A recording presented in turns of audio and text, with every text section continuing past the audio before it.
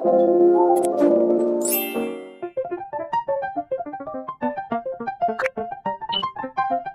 everyone, good morning. Welcome back to my YouTube channel.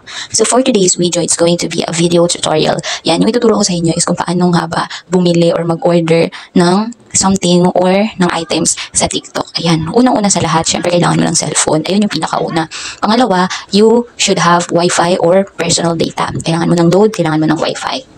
Next one is, you have to go to the TikTok. Ayan, pupunta na tayo ngayon sa TikTok. Kailangan mo ng personal account sa TikTok. Ayan. So, andito na tayo sa TikTok. Ang gagawin mo lang, i-search mo dito sa search bar yung gusto mong bilhin. Like for example, you want to buy Warada lotion.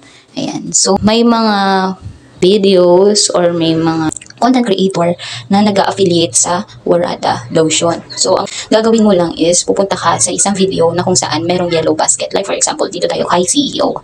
Ayan. Hi guys, so may nagtanong kung ito yung CEO ng Warada Lotion. At ang una mong gagawin is pupunta ka dito sa dito mag-order. Ayan baga, meron na siyang instruction na dito ka mag-order. Ayan. Pipindutin mo yan, dyan ka mag-order. And ayan o, maganda kasi free shipping siya today. And yan. You have to click the buy now. Ayan, magba-buy now ka. And pipili ka kung ano yung gusto mo. Kung gusto mong 3 papaya lotion, you can choose what you want to buy.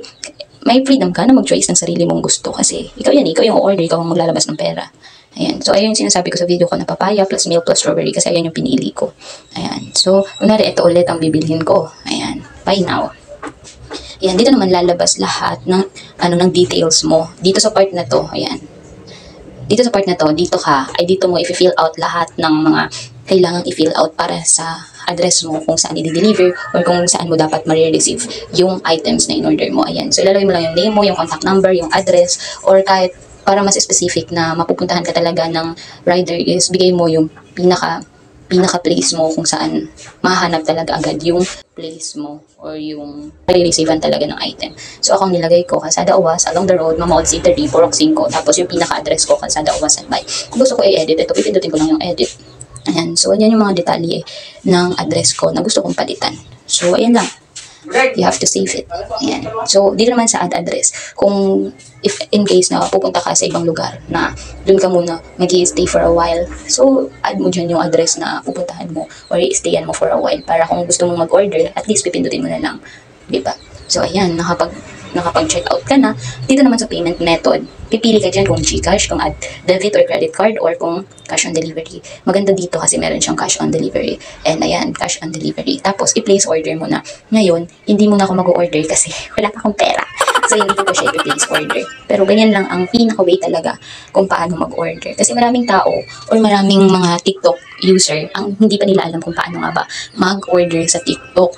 Ayan, kaya ngayon, i-share ko dito sa video na to kung paano nga ba mag-order dito sa TikTok. Ayan. So, ako nga pala ay may, yan, i-quit ko na po ito ha, kasi hindi ako So, ako po ay isang affiliator din dito sa TikTok. And ayan nga, ito, Stephanie Budol. Diyan, ito yung account ko. Sorry, hindi masyadong maganda yung pag-upload ko, kaya siguro walang bumibili. But then, it's okay, I'm welcome na, ibibili rin. Ayan, so, ito nga, ito yung account ko, Stephanie Budol. Kung gusto mong bumili ng something na gusto mo, at least maka-help din sa akin. Thank you so much kung sino man bibili sa inyo.